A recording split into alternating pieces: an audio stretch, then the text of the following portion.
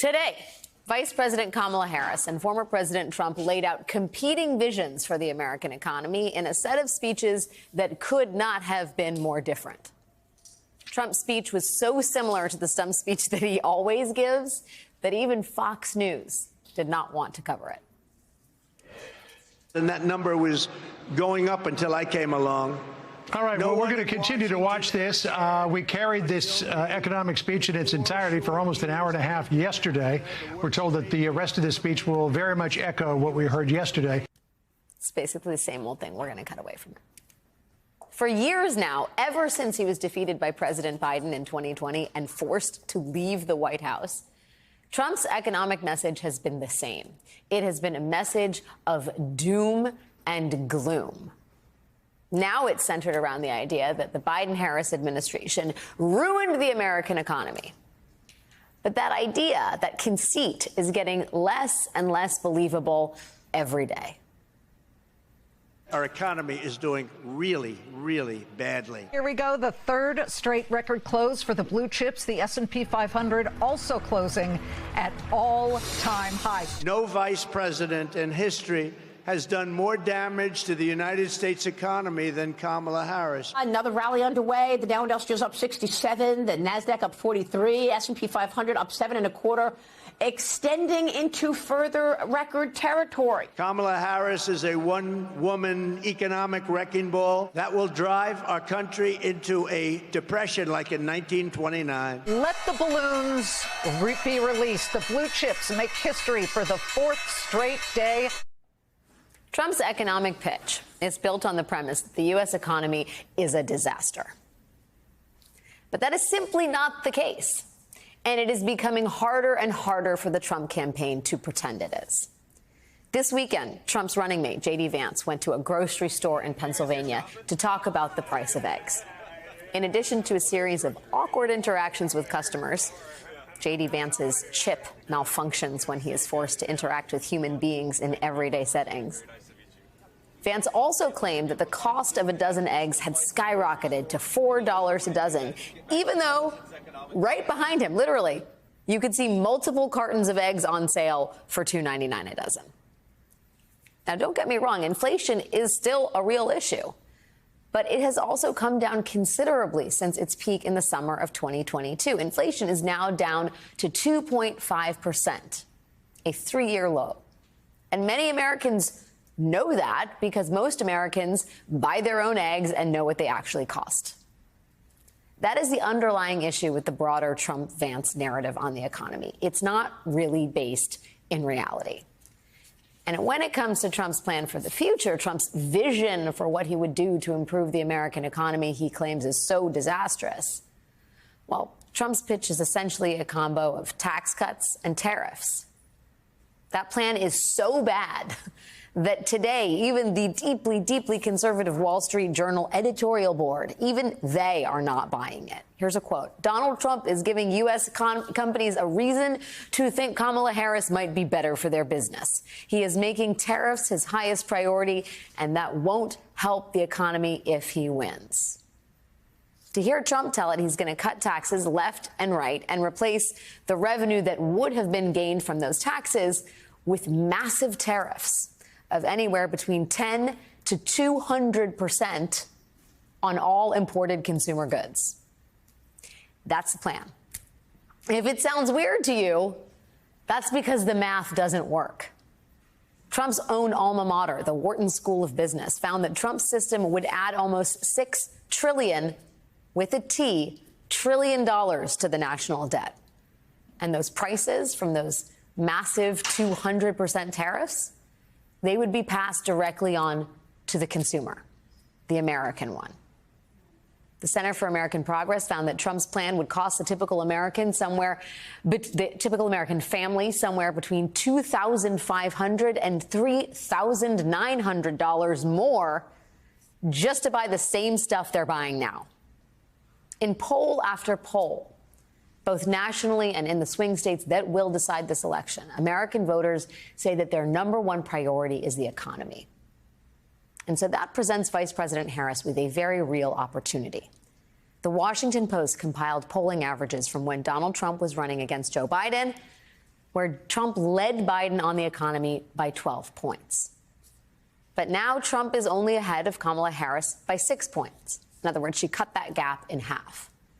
So it would seem that at least some people are listening to what Trump is saying on the economy and listening to what Harris has to say about the economy, and they are turning towards Harris. Now, don't get me wrong, 6 points is still 6 points. And that is why today, while Trump was giving his economic pitch in North Carolina, Harris was in Pennsylvania making her pitch.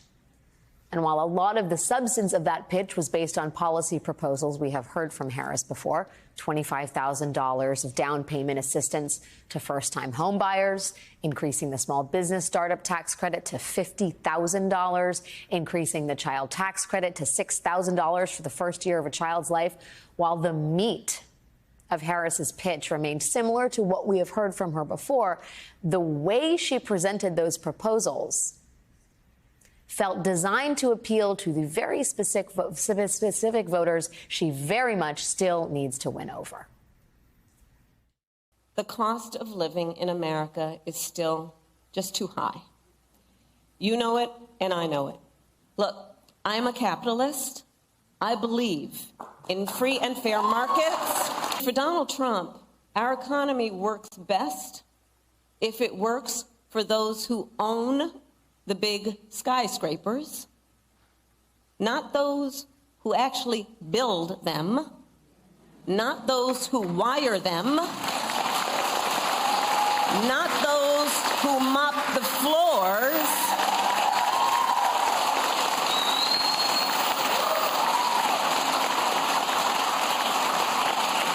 well, I have a very different vision. Joining me now is Connecticut Senator Chris Murphy, who is on the ballot running for a third term alongside the Harris-Walz ticket this November. Senator, it's great to see you. I went and spoke to a couple of undecided union workers in the swingiest swing county in the country in Michigan this week, Senator. And what among the things that was remarkable about that trip was the degree to which, against all odds, all the things you just reminded us of, Donald Trump still in their imagination is better on the economy. I want to play this sound. I want just for everybody to hear from the mouth of one of the people that Donald Trump has entranced with talk of how good he is, how well he has shepherded the American economy. Let's take a listen. Can you talk to me a little bit about, what in particular he said that has appealed to you? The economy. The economy was the best it's been in a long time under him. Immigration was under control for the most part. Obviously, you're still going to have some, but for the most part, it was far more under control than what it is right now. And those are the changes that I'd like to see. Senator, we'll set aside the immigration piece, but just the economy piece. I mean, I understand why Kamala Harris is making economic speeches. I understand why she's sitting down with our colleague Stephanie Ruhle. She has to make the case. But how do you reach that guy who doesn't think about COVID, doesn't think about Donald Trump's mismanagement of the crisis, what it did to the global economy, doesn't think about anything other than, I think, inflation? What's the case to be made? Well, listen, we do live in a bit of a shirts and skins world today. And so there are many voters who maybe come to Donald Trump through cultural issues, through his position on choice or through his position on immigration. There are voters who, do want that wall and who don't want immigrants coming to this country, who then also decide to endorse every single one of his other positions without a lot of deep analysis. But the thing that Donald Trump, I think, did well in his first campaign was identify the way in which the global economy has screwed the American worker. How our bet that open trade with China would end up rising all boats, it did not. And there are a lot of folks who remember the fact that Donald Trump was talking about China when a lot of other people weren't. Now, as it turned out, he did nothing to rebuild American industry. We lost manufacturing jobs when Donald Trump was president. He helped companies outsource and offshore more work. Kamala Harris today outlined a very specific plan to reindustrialize the United States and bring jobs back from China. But you have to recognize that we got it wrong for a long time. I think if you want to be honest with the American people, and the American people want you to be honest with them, you have to level with them that Republicans and Democrats made a bad bet on globalization and admit that failure and chart the plan on how you're going to solve the problem. And I think that there are a lot of people out there that aren't always convinced that Democrats understand how badly things went wrong. So I think being clear about the mistakes we've made allows you to, I think, more persuasively and authentically communicate the real solutions that somebody like Kamala Harris has to correct for those mistakes. Donald Trump invokes his tariff solution like every third word on the stump. Do you think that is a potential weak point for Harris to exploit? I mean, he's talking about slapping John Deere if they move their production facilities to Mexico. He's talking about slapping John Deere with 200% tariffs.